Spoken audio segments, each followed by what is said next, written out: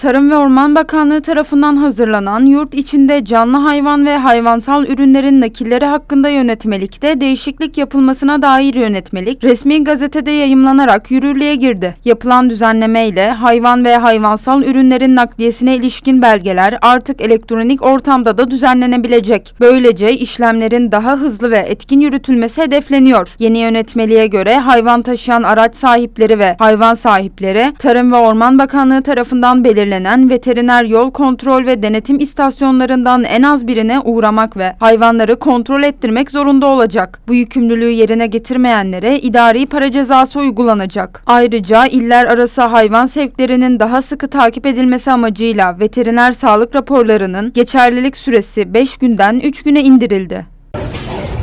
Hoş görüntü almak istiyor musun? Hoş